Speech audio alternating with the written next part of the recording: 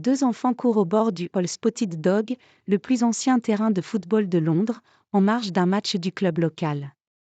Ils ne le savent pas, mais le maillot qu'ils portent est un hommage au drapeau de la Deuxième République espagnole.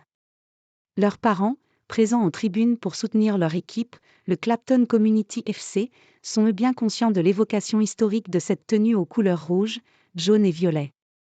Comme des milliers de personnes dans le monde qui ont acheté le maillot, grâce aux bouche à oreille sur les réseaux sociaux.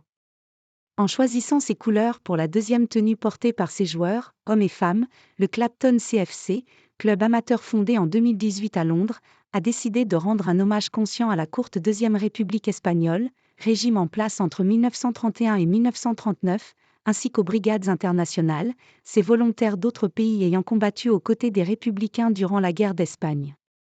Cette guerre civile a débuté en 1936 avec le soulèvement de militaires contre le gouvernement républicain élu.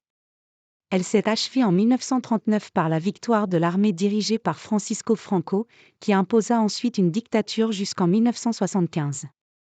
Le maillot tricolore du Clapton CFC arbore également sur son col l'inscription « Nos pasarans, plus ils ne passeront pas plus », un des célèbres slogans des partisans des républicains durant la guerre civile.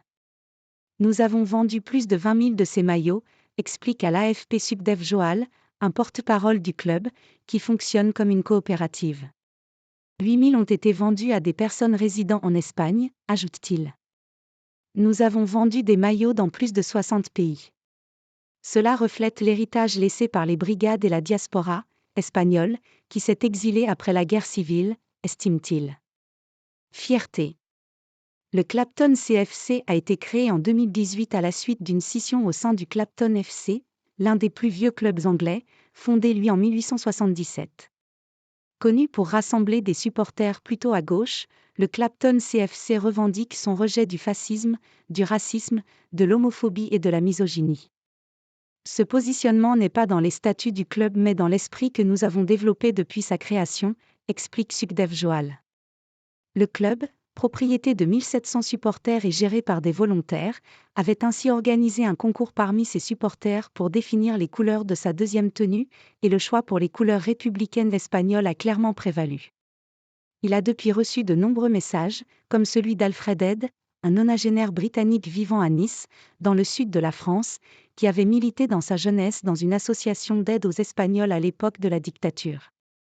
Je ne suis pas un supporter de football mais je vais porter fièrement ce maillot lors de mes promenades, a-t-il écrit au club.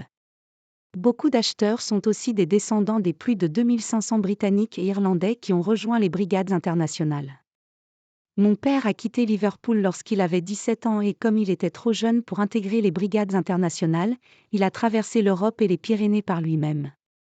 Je n'ai jamais porté de maillot de football, mais je porterai le vôtre avec fierté, a ainsi écrit l'un d'entre eux.